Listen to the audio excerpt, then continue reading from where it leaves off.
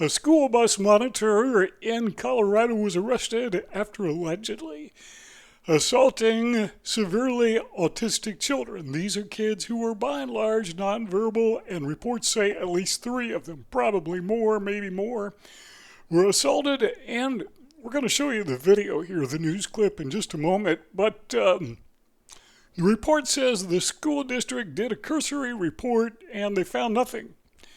Okay, there was a kid with a missing tooth. There were kids with broken bones. They had bruises and bumps. And somebody recorded it on video. I mean, how much of an investigation did these people actually do? But this is what people with autism sometimes have to endure, and I gotta say, it is all too common.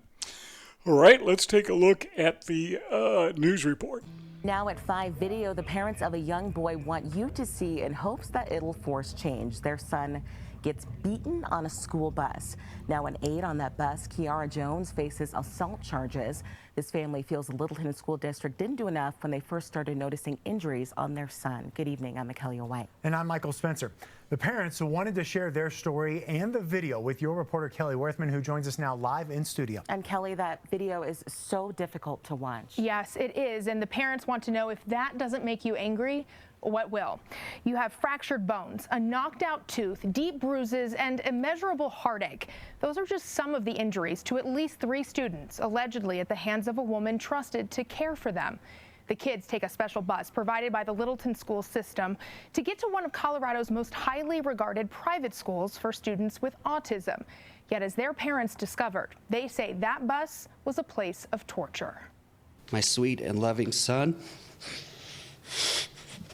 Fighting back tears, a father is overwhelmed with emotion, almost unable to share the unthinkable that his little boy endured on the way to school. Had been being beaten. His 10-year-old son Dax has severe autism and is nonverbal, so he couldn't tell his parents that the caretaker he sits next to on the bus punches, jabs, stomps, and smacks him.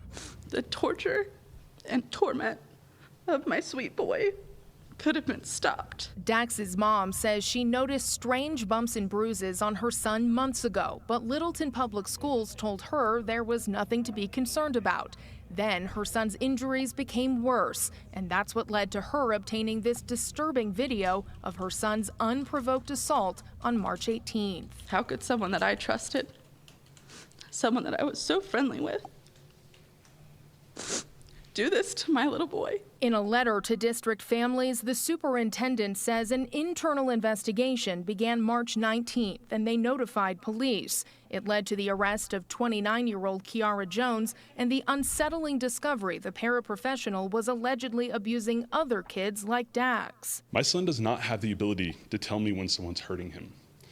My son does not have the ability to tell me that he was forced to watch someone hurt his friends. Now, parents of 3 young students are prepared to sue, saying Littleton Public Schools knew about their abuse concerns for months and seemingly turned a blind eye. They had everything they needed to stop it faster, and they didn't. These children have been traumatized and tortured because they failed them. A failure, Jess says, that's blatantly obvious in this alarming video, one she's sharing without blurring her son's face to show what her son could not say. It's ugly to look at, but it's important to see how confused and afraid he was in that video.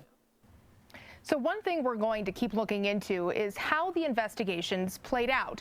Both Englewood Police, the police department, and the school district all saying today they've been investigating for weeks and do worry about other victims. But they didn't make any public statements until today. That raises a couple questions. First of all, let me ask you this question. When you were in school, maybe you still are in school, we do have young people who watch our YouTube channel, but when you were in school or are in school, have you ever been physically abused? Now, it may not have been your teacher, it may not have been an employee, it may have been other students, but then again, maybe it was a teacher. Sometimes it's not physical, sometimes it's emotional abuse. If you care to tell us about it, we have a comment section. All right, another question. What do you think about video cameras being required on school buses. Now, they said this was a private school, but then they said it was part of the public school system. So maybe it's private in the sense that it's exclusive for special needs students. My guess is that's what they meant by private, but they didn't clarify that. But do you think, I think, and tell me if you agree with me, that video cameras with audio should be installed in every school bus, period, in the country. And while you're at it, go ahead and put dash cams front and back so we can monitor the driving practices of the school bus drivers. So that is it, caught on video. And I just can't imagine how it could possibly have taken so long for the school district to take this seriously.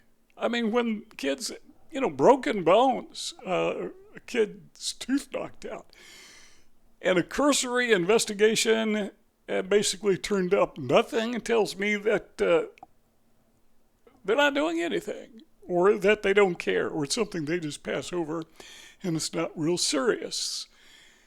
There's a red circle, lower right-hand corner. Click on that. Be part of our YouTube family. Subscribe. Click the bell so you get updates. Lower left-hand corner, there should be a rectangle. Click on that, and you can watch some of our past videos. Got a lot of them. We'll see you all next time.